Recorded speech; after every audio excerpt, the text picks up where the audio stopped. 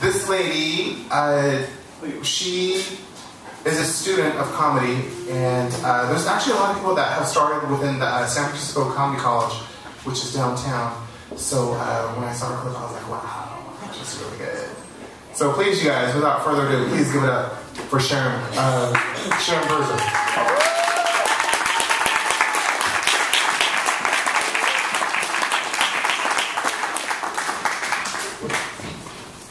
Do a little housekeeping here.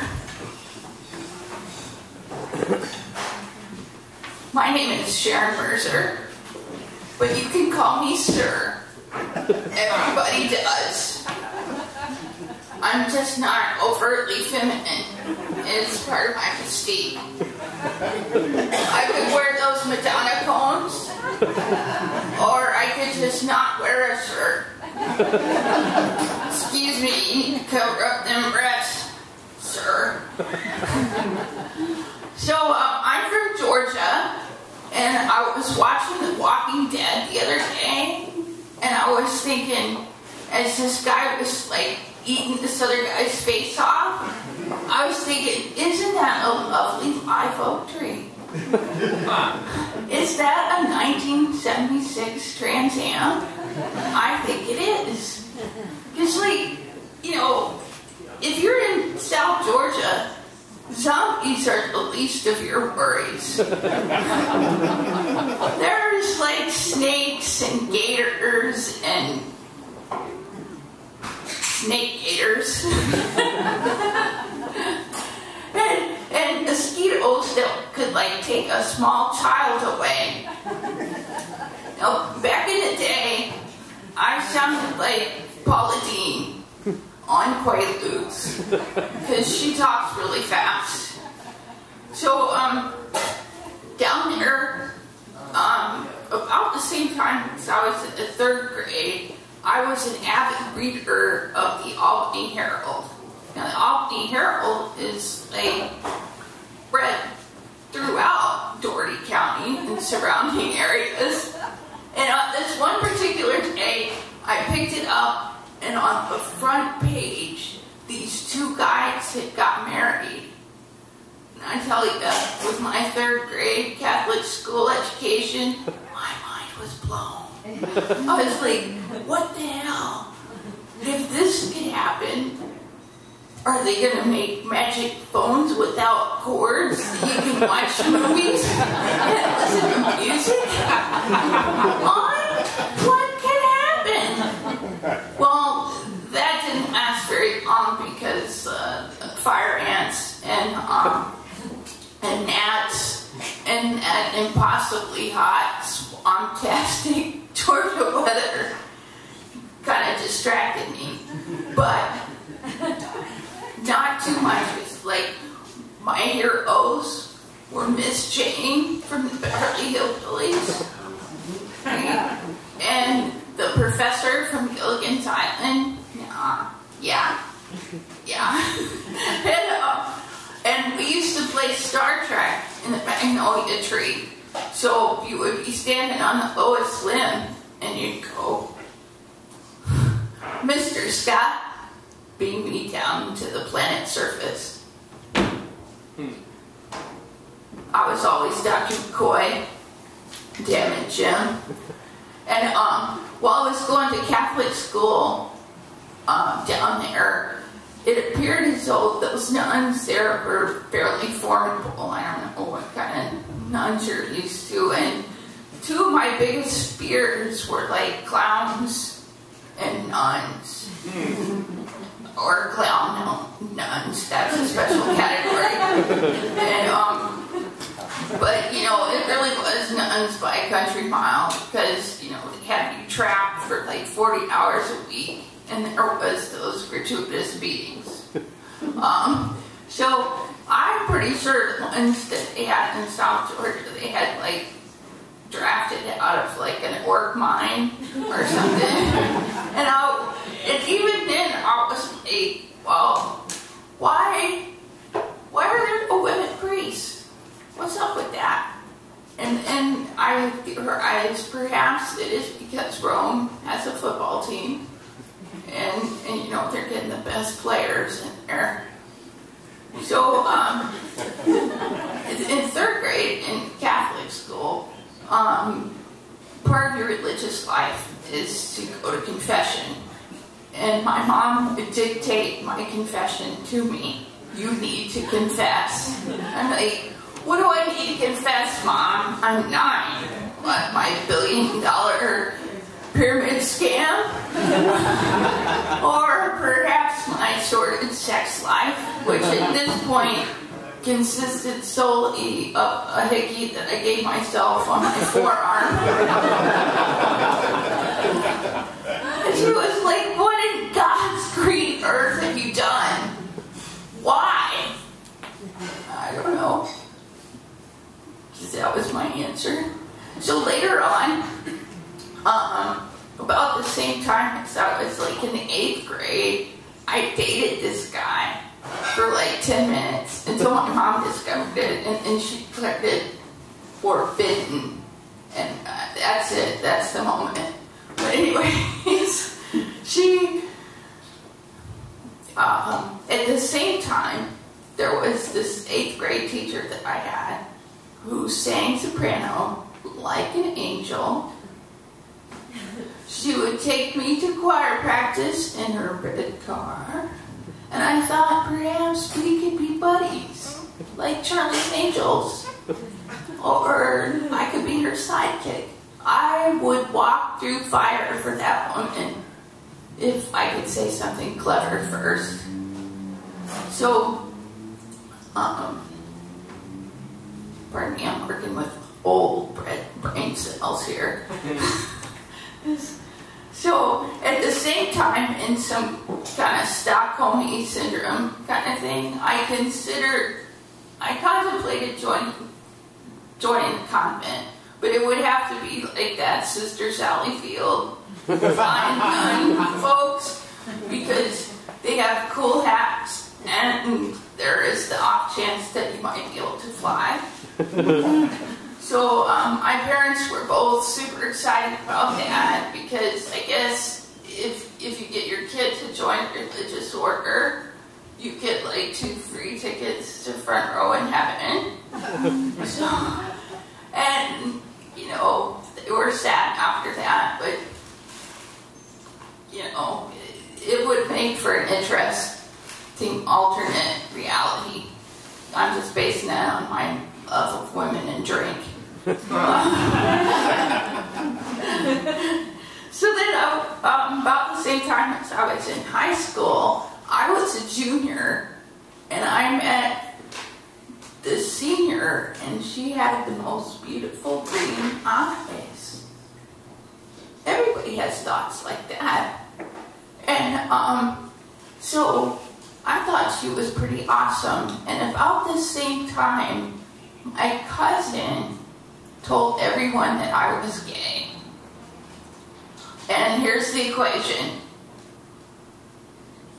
Not a slut equals gay. So I took it pretty much in stride. I thought it can't possibly be true, because I do not play a sport. I have no desire to coach anyone.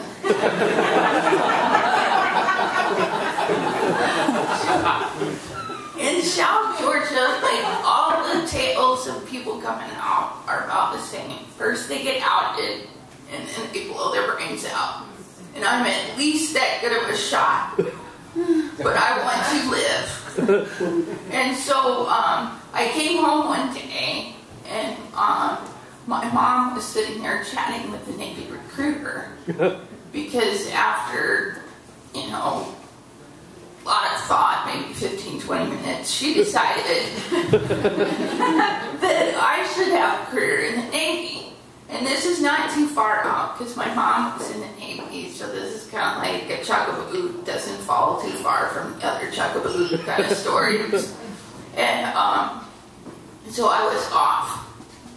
And I went to boot camp, and we were met by Chief Don't Ask, Don't Tell. And this woman was mad. And it's actually a Native American name. So she was angry, and we would run around in circles in the AV and YMCA by the village people. And then we would go take showers together because there's nothing gay about that. Back in the Don't Ask, Don't Tell, before, this was like before Don't Ask, Don't Tell, they would ask you if you had homosexual thoughts. And like, I remember getting back from AVs and telling my mom, oh, everybody has thoughts like that. And she's like, you didn't say that to them, did you? So, at my very first duty station, I was stationed in Bermuda. And I know what you're thinking, that's pretty tough duty. But I'm here to tell you that those pink sand beaches are kind of hot. And so this one friend of mine, she had lovely blue eyes. And she confided in me that she was gay. And I was like, well, hell, Albany Herald, here you are again. So I immediately began drinking, seriously. Then, drink. Then I was stationed in Hawaii. And I met this lady there from work, and I thought she was really cool. And I wanted to see if I kissed her, would it result in lightning strikage? So we went to Champagne Brunch, otherwise known as Gateway Behavior. And I went home with her, and our plans for the afternoon were dissimilar. Because I wanted to kiss her and ended up with her chasing me around her apartment for 2 hours. She was after me like white trash in Walmart on sample day. But I did kiss her, and there was no lightning strikage or Armageddon cats with dogs. Anyways, finally I met this little redheaded girl, and I was smitten. All bets were off. And I was pretty retarded about that. It is my way. And it did not last. So I ended up going up to Alaska. More drink. More. Okay.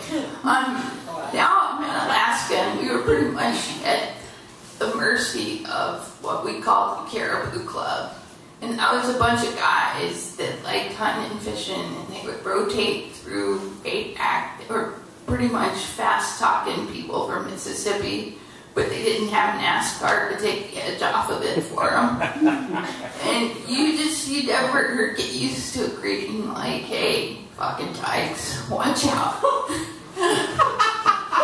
You think you take it in its stride, but you don't.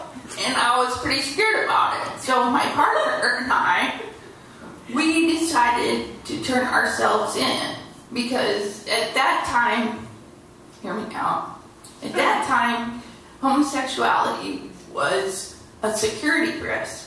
Because if somebody knew that you were homosexual, they could turn you in, and then you would lose your job because they turned you in. Kind of circular. So we went to the Catholic priest, because I remembered something from that. And then we went on to like this big hoo-ha. And you have to be careful at this point, because we could have possibly ended up in Leavenworth or a snowbank. And so when the smoke had cleared, I had confessed to holding hands and impure thoughts. And my partner had implicated herself in Lindbergh kidnapping.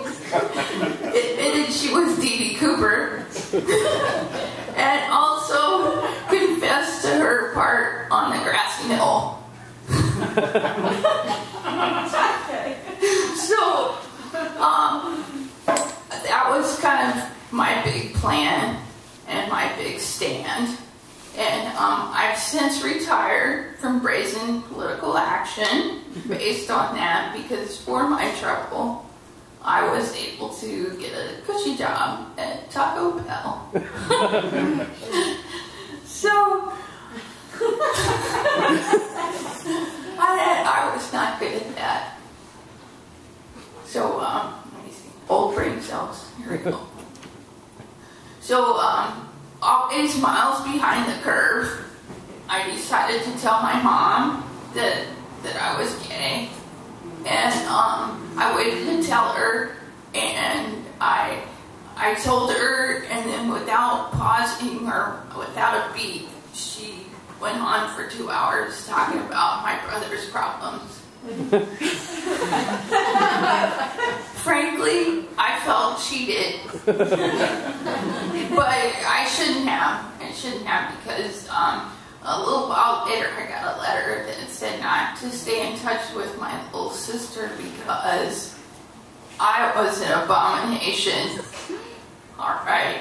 So, then it wasn't until later that my dad, he was 65. So I thought, okay, he can handle it. Maybe not his heart, but he can handle it. And I was almost through with chiropractic college. And so that's a doctor abomination to you. And I told him, and he said, well, you have to pay for the consequences.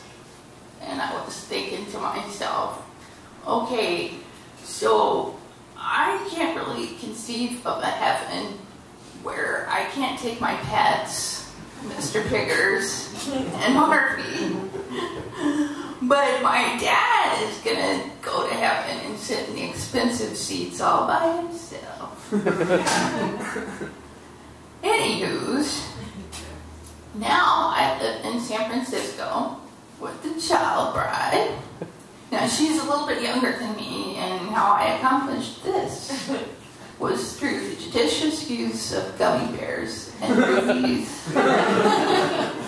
What you want to do is stand outside a softball game or a poetry slam, and you hold your hand out real still.